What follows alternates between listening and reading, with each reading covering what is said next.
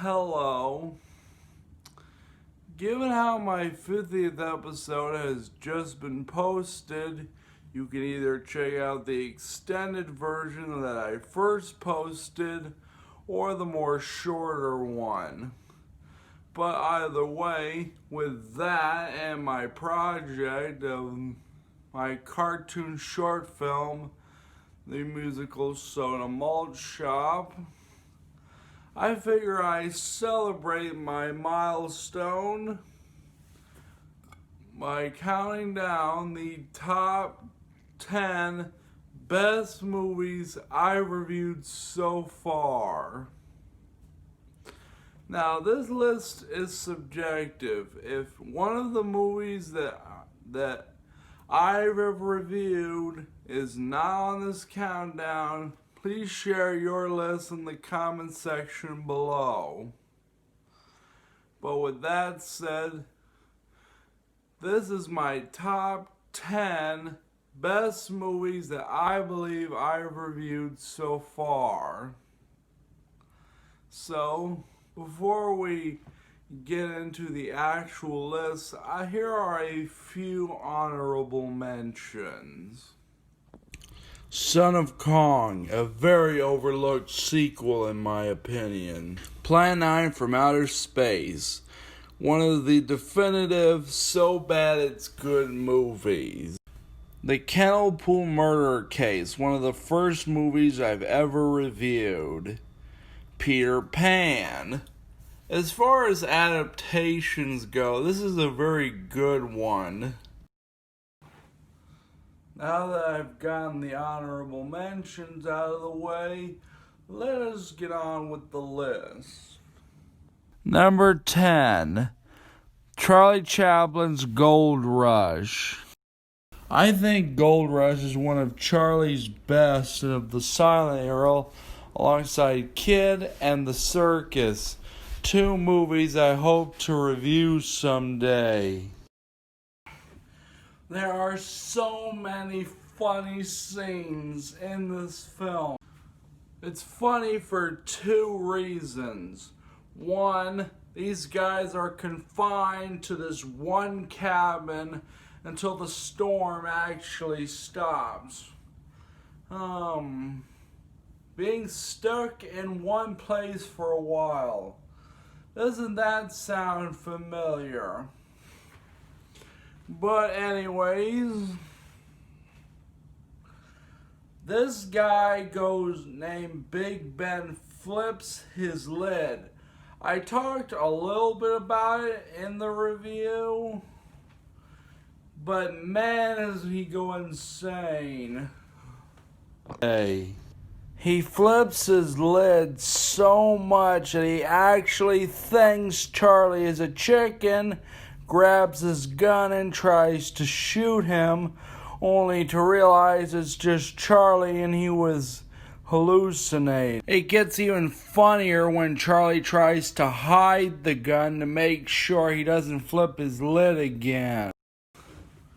Another thing that I like about this movie is that unlike most Charlie Chaplin movies, where it ends kind of melancholy, he actually gets the girl this time.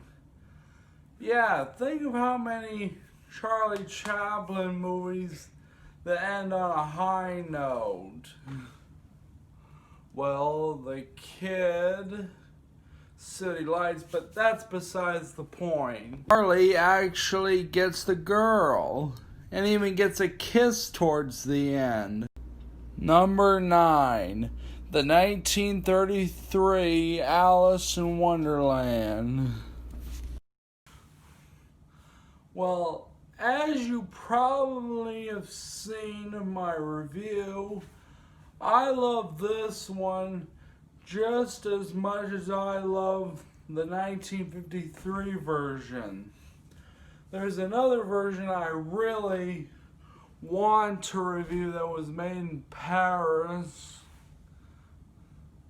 That was made in the late 40s.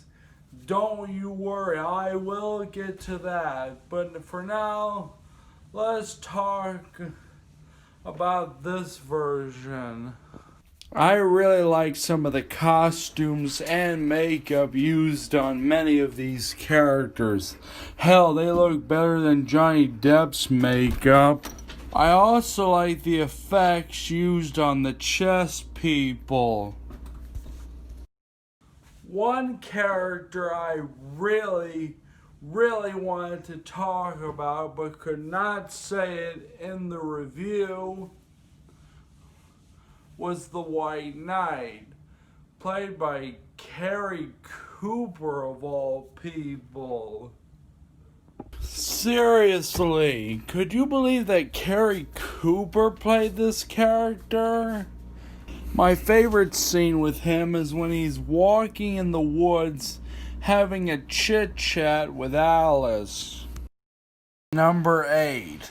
The 1933 King Kong. I am a sucker for anything stop motion, and the good old King Kong is no exception. Now, I know a lot of you are probably wondering what I think of the 1976 King Kong and the 2005 King Kong. Now, don't worry, I plan to explain my feelings about it when I update my top 4 favorite movies. Number 7. Abbott and Costello Meet Frankenstein. Abbott and Costello Meet Frankenstein is my favorite of the Abbott and Costello Meet movies, with the possible exception of Abbott and Costello Meet the Invisible Man. You all know that one of my favorite scenes in the movie is the climax. There are also homages to some of their older works, like the scene where Costello beats up the Wolfman, thinking that it's Abbott in a mask. Now, this is an homage to another one of their movies, the Naughty 90s, where Abbott puts on a bear skin only for a real bear to come out and beat up Costello. Another one is Hold That Ghost, where a candle is moving by himself, but no one can see the candle except Costello. This is another scene they used, only they slide down the candle using Dracula pushing up the coffin. I also like how the monsters never get out of character. If you're an Abbott and Costello fan or a Universal Monster fan, Abbott and Costello Meet Frankenstein is a spooky pick for Halloween.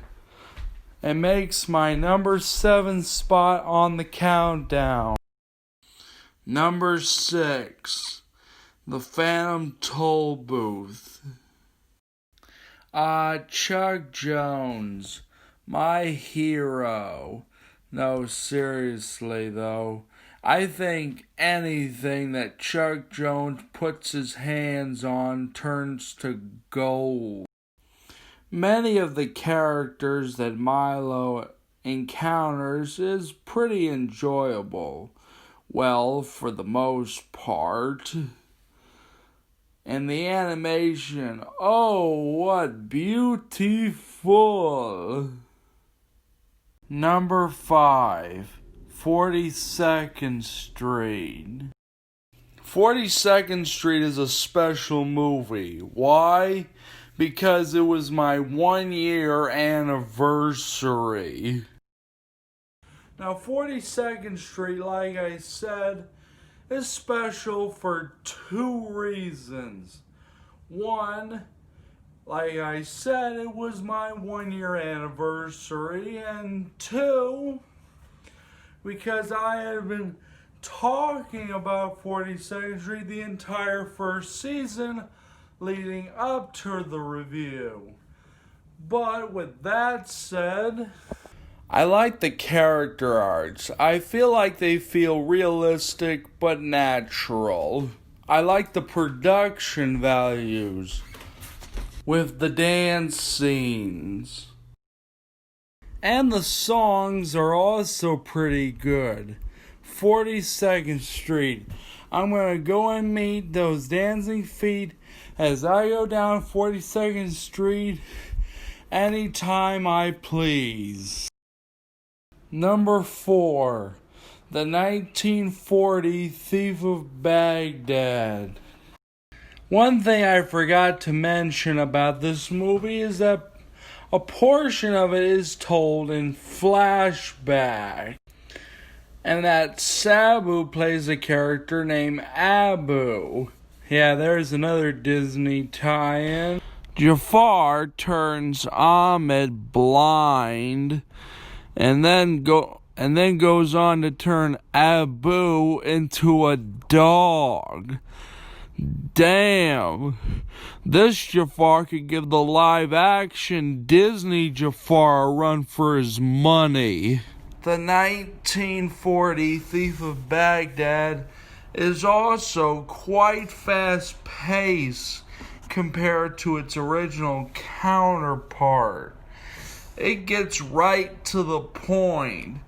I know that doesn't sound like much, but remember, this was before I reviewed The Goonies, which was another movie that got right to the point and fast-paced.